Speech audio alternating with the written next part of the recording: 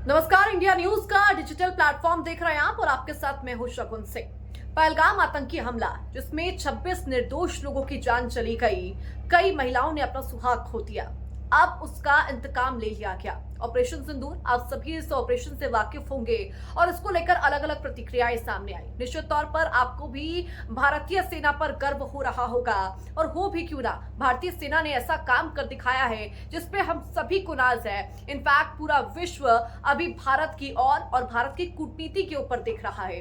लेकिन इसको लेकर फिलहाल भारतीय राजनीति में क्या कुछ हलचल हुई और किसने क्या प्रतिक्रिया दी, इसको भी जानना जरूरी है। क्योंकि आपको याद होगा, जब पुलवामा में स्ट्राइक की गई थी, पुलवामा आतंकी हमले के बाद एयर स्ट्राइक की गई थी, तब किस तरह से विपक्ष सबूत की मांग कर रहा था।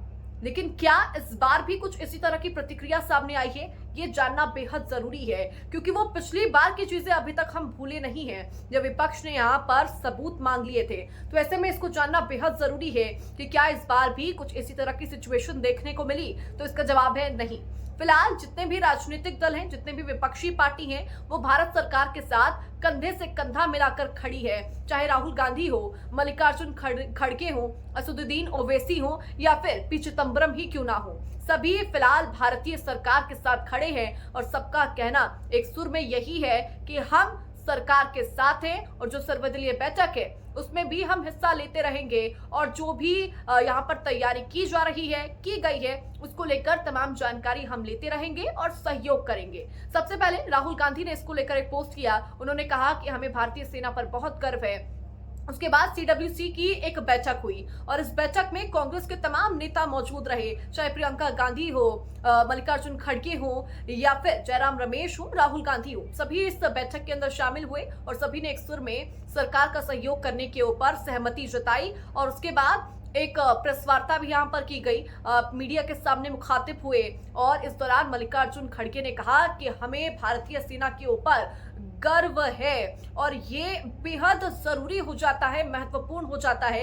क्योंकि फिलहाल जो भारत की स्थिति है, पूरे देश भर के अंदर स्थिति है, ऐसे में सबका एकजुट रहना ही बहुत जरूरी है। क्योंकि बार बार इस बात का जिक्र तमाम पार्टियों के द्वारा कहा जा रहा था, और जो भी सिचुएशन फिलहाल भारत में क्रिएटेड है, उसके तहत इसका निष्कर्ष केवल एक है कि हमको एकजुट रहना है, सतर्क रहना है और संयम के साथ रहना है। क्योंकि अब तो हम पाकिस्तान को घुटनों पर ले आए हैं। वो पाकिस्तान जो गीदड़ भपकी अभी तक दे रहा था, वो पाकिस्तान जो युद्ध की चेतावनी दे रहा था, अब वो घुटनों पर आ चुका है। यहाँ पर पाकिस्तानी सरकार कह रही है कि हम संयम बरतेंगे।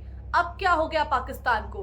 तो यही इसका निष्कर्ष है। क्योंकि जब हम एकजुट रहते हैं, तब हमारा जो पड़ोसी मुल्क है वो हमें तोड़ने की सोचता नहीं है। और इस बार राजनीतिक दलों ने इसको लेकर एक सबसे अच्छा उदाहरण यहाँ पर पेश कर दिया है। तो तमाम विपक्षी दल फिलहाल भारत सरकार के साथ नजर आ रही हैं और कंधे से कंधा मिलाकर भारत सरकार का सहयोग भी कर रहे हैं। ये संदेश हमारे पड़ोसी मुल्क पाकिस्तान के लिए भी बहुत महत्वपूर्ण है, जिसका जिक्र मैं शुरुआत में भी कर रही थी और अभी भी इसका जिक्र कर रही हूं। क्योंकि एकता का संदेश पाकिस्तान को घुटनों पर लाने के लिए मजबूर कर चुका है। और अब पाकिस्तान के पास कोई और ऑप्शन नहीं है। अब केवल इसका एक ही सोल्यूशन होगा, वो है आतंकिस्तान का खात्मा।